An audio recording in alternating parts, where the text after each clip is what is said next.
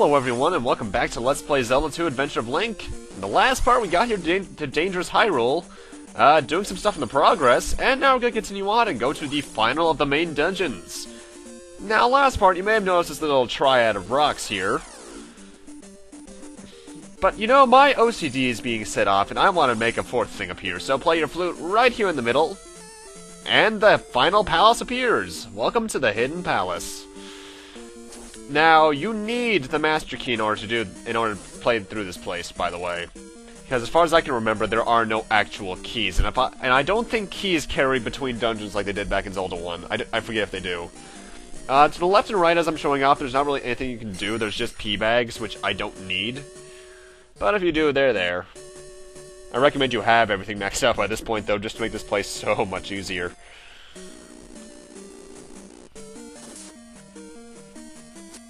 This dungeon just likes to throw everything at you in terms of enemies, because you got Doom Knockers, you got Stalfos, you got Wizrobes, you got everything. Except for Sorcerers, I believe. Unless they're just in a room I never venture into. And this is also the only dungeon that really takes advantage of the whole falling gimmick when it comes to falling through floors, but we're gonna get to that later. Because for right now we actually want to jump over these holes. Keep in mind, I will be cutting to right here later on, just to let you know. And I want to slice this guy because he's got a potion that I want.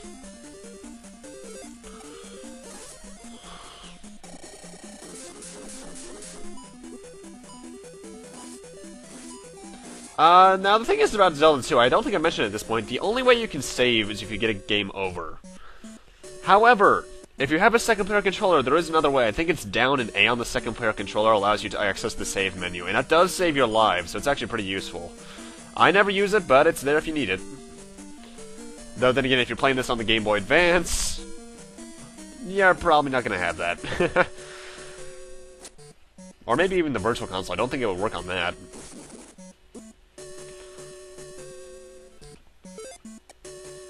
Well, this geometry doesn't look reused at all, right? Cut and paste. Now, you're gonna want to use the jump spell in this room. Why? Well, this room goes a bit Castlevania 2 on us because there's a hidden pit that you can't tell is there until you fall into it. It's right past the third statue, right there. You will need to fall into it eventually if you're doing what I want to do, but I don't want to do that yet. Huh, we're already at the boss, booyah! Alrighty, who's up now? Oh, you again.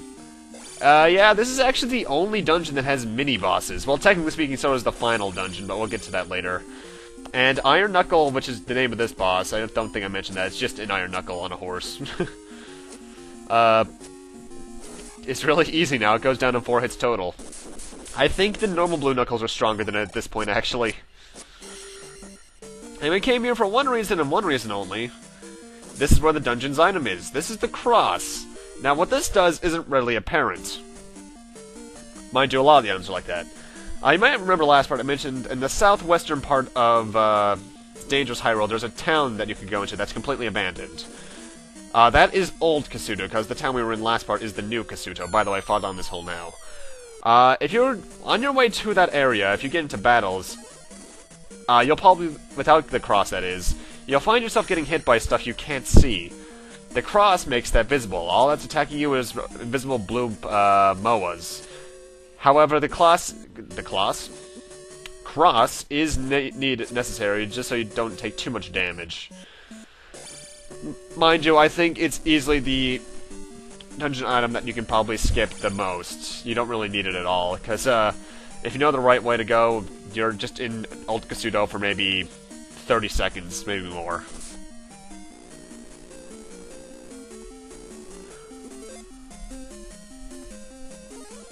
And at this point, I'm going to actually cut back to that room with the pit, and I actually want to fall down it. Now, the thing is with this, technically speaking, there are 3 or 4 rooms that have pits at the bottom, all above each other. And they loop, so to get everything you want, like I would recommend getting this P bag if you want more experience. If you just continue falling, you'll just go in a loop. You'll find yourself in the first room eventually. I think it's after this room, or is it after the next one? Yeah, it's after this one. If I wanted to, in that previous room, I could have just proceeded to the right, because that's where progression is, but I wanted to at least show this off. See, look, we're back in the first room. Second room, which I, for some reason, think that this is the room below it. Run away from the flying knife, which I don't get how that works. Mind you, our sword shoots lasers, so why am I questioning logic in a Zelda game?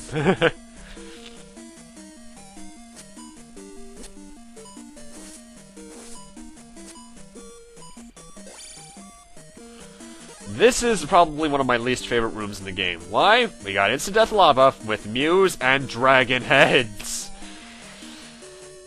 Knockback in these next couple areas is your worst nightmare. This room and the progression to the next dungeon especially.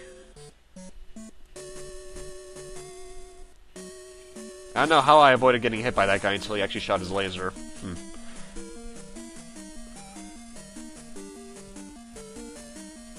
You're gonna need to use the fairy spell to progress here, so make sure you do that. Also, I should mention, if you take damage when in fairy form, you don't actually take life damage. I think you just lose magic slowly, as you can see there. Actually, no, I saw my life go down a little bit, huh.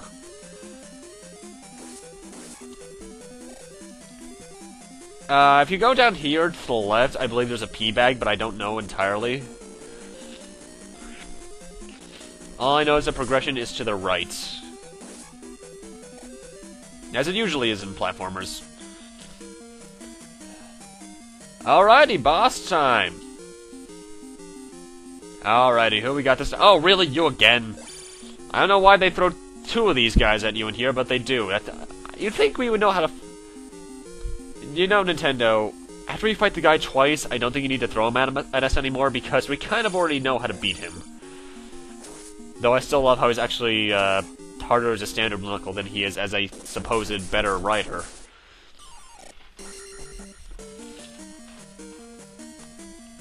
Technically speaking, I guess you could say you only have to fight him twice if you just skip the cross, but still. Alrighty, this room's annoying. Well, technically it's not. Progression's actually down that pit. But I want to go over here to at least show you something. As you may remember, I've mentioned throughout the game that there are extra lives you can give hidden throughout the world. Link dolls. There are seven of them in the game, and you can only get them once. If you save and continue, they're not going to be there anymore. I'm not getting them all, I'm just showing the fact that they exist. They're hidden all over the place in certain tiles. Zelda Dungeon or Game Facts are a good way to go about finding them.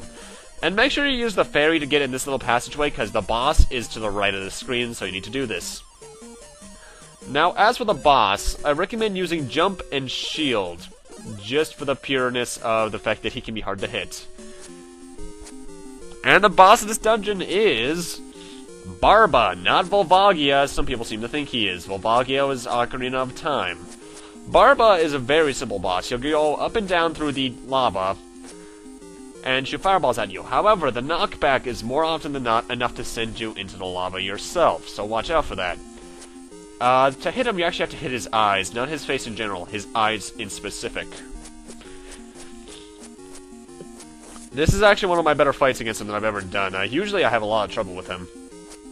Don't be sad if you get a game over against him. It's perfectly understandable.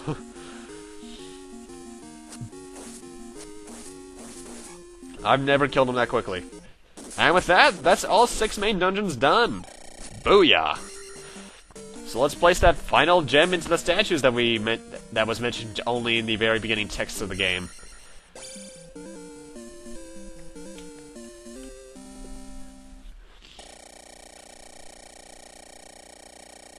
And as I mentioned last part, if you get a level up after reaching 8 on everything, you will get an extra life, though it doesn't actually show you getting the extra life. It shows you the normal level up screen. However, if I check my live counter on the pause screen, it says I now have 4. This is a game where 0 counts, so make sure you remember that. And now we actually want to head directly west into the old town, now that we have to cross. Oh, boggos. I hate you so much. I forget if they're actually... Actually, are they in the final dungeon? I forget, this might be the last time we see the guys.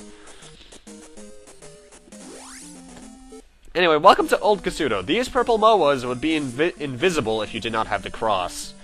However, you don't even need the cross, because technically you could just come into this house and you're pretty much good. Because even this old ruined town still has a wise man.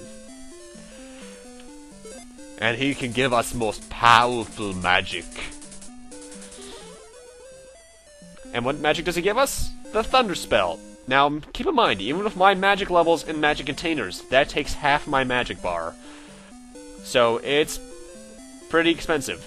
However, what it does... Well, first off, you need to use it in order to beat the game. The final boss won't be hittable unless you use it. But what it does normally, if you use it outside of that final boss, is it's a screen nuke. It'll kill anything on screen. And we want to head slightly northwest of Old Kasuto for this graveyard, because this is the direction of the final dungeon. And may I say, welcome to what I consider probably the hardest section of the game. Mind you, it's fitting. The hardest section of a game should be the final area, but this is downright cheap at times, I gotta admit. Now, this room isn't so bad. By the way, there's a red potion over here to the right. Not many people seem to notice and make note of this. But what it is that for the random battles around here and the setting counterpoints, you are over lava. And if the MOAs hit you, you're probably gonna get knocked into the lava. If the MOAs and the occasional Patra weren't there, this would be no problem. Also, note, there should be a lot more enemies here, but I died like 6 times here. That one MOA in specific always knocked me into the lava for some reason. Also, to the northwest of me directly, there is in fact a pea bag if you need it. Mind you, at this point, I don't know why you would need a pea bag. You can technically skip the setting counterpoints if you encounter a random battle as soon as you step onto them. I believe that's a glitch that happens, but I'm not entirely sure. In fact, it may have happened here, and I just don't know.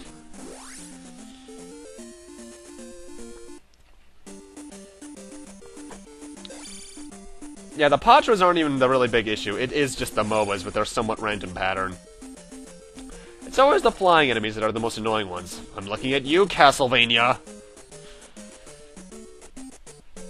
And the random scorpion.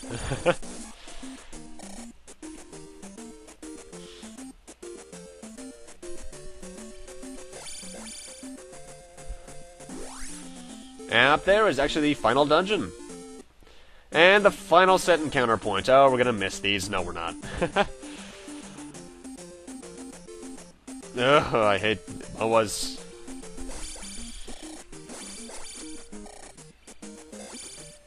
If you're playing along, you're probably gonna get a couple game overs here, and don't feel bad. That's a lot of people's first time experience. And this last cave is the last defense against the final dungeon, and all it has is a couple of Lizalfos. Or are they Dinalfos? They're one of the two. I think they're Lizalfos. But with that, I'm gonna need to end this off here. Thank you guys for watching, and in part 8, we're finishing off the game, ladies and gentlemen. See you guys then.